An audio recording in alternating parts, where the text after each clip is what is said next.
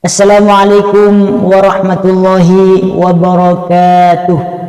Bismillah, alhamdulillah, wassalatu wassalamu ala rasulillah Sayyidina Muhammad ibn Abdillah wa ala alihi wa sahbihi wa man tabi'ahu wa man wala, amma ba'da. Alhamdulillah, bertemu kembali dalam channel Ahmad Dardiri CH. Jangan lupa subscribe, like, dan share. Di sini kami akan menyampaikan tentang mencintai dari orang-orang soleh, terutama para habaib dzurriyyah Nabi Muhammad sallallahu alaihi wasallam. Patah mengatakan, hubbuhum sa'adah wa bughduhum syaqawah.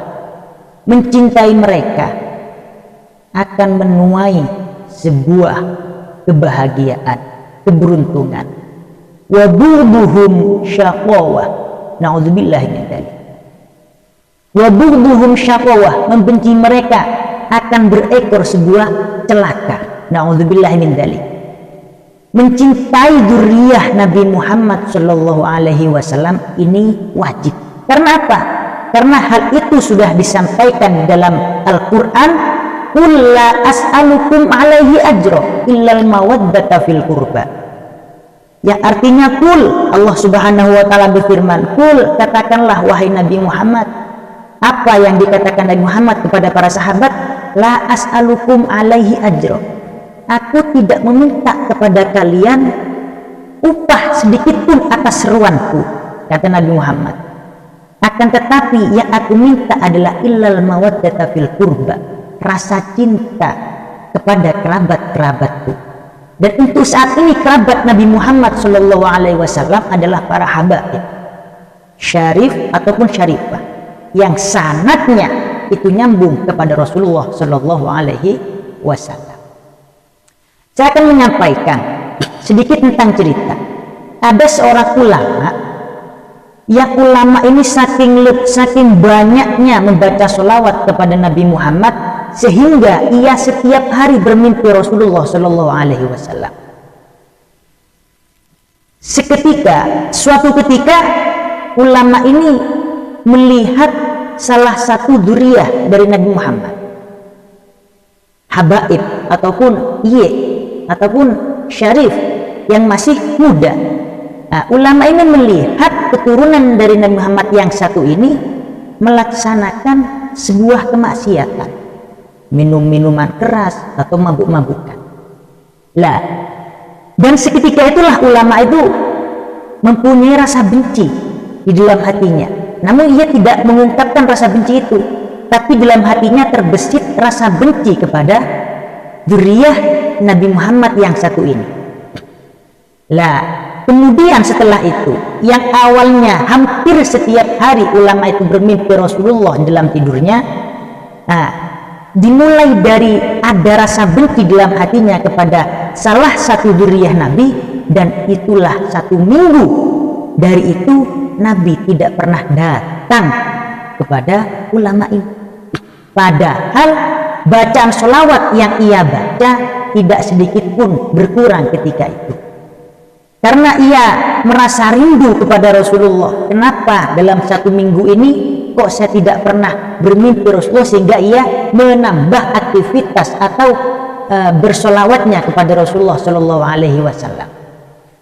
Sehingga ia tambah, dan akhirnya ia dapat bermimpi. Di dalam mimpinya Rasulullah tidak menoleh, tidak memandang ulama itu.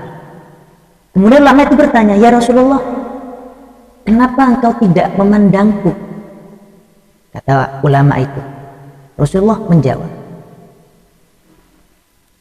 aku tidak suka kepada kamu karena kamu telah membenci salah satu dzurriyyahku, salah satu anak turunku, katanya Rasulullah. Kemudian ulama itu menjawab, bukankah apa yang saya lakukan itu wajar ya Rasul? Karena apa yang telah dilakukan oleh dzurriyyahmu itu merupakan salah satu kemaksiatan, salah satu maksiat kepada Allah Subhanahu wa taala. Katanya ulama itu. Kemudian Rasulullah menjawab ya sekalipun teguran bagi orang itu. Apa kata Rasulullah? Apakah, coba perhatikan jawaban Rasulullah, apakah anak yang durhaka tidak mendapatkan warisan ketika orang tua meninggal? Nah, dari itulah dapat kita paham sehingga ulama tersebut merasa sedih, merasa bersalah karena telah membenci salah satu dzurriyyah dari Nabi Muhammad Shallallahu Alaihi Wasallam. Nah, karena itu kita ingatkan lagi ya. Dari situlah mencintai anak turun Nabi Muhammad Shallallahu Alaihi Wasallam itu diharuskan. Karena apa?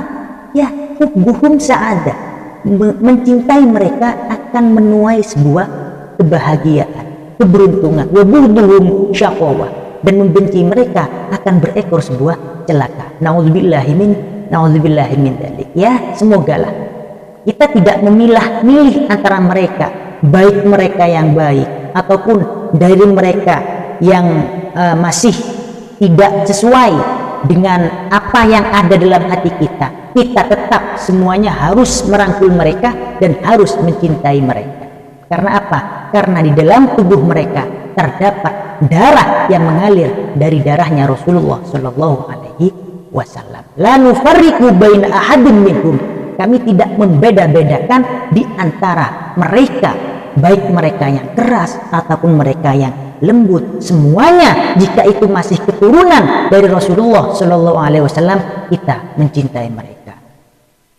Sekian dari kami, semoga bermanfaat. Tetaplah mencintai para habaib, mencintai para syarifah, mencintai para syarif karena mereka keturunan dari Nabi Muhammad Shallallahu Alaihi Wasallam. Semogalah dengan cinta itu kita nanti kelak bisa berkumpul dengan para habaib, terutama berkumpul dengan Rasulullah Shallallahu Alaihi Wasallam. Ihdinas siratal mustaqim, wabillahi taufiq wal hidayah wal ridha wal inayah. Assalamualaikum warahmatullahi wabarakatuh.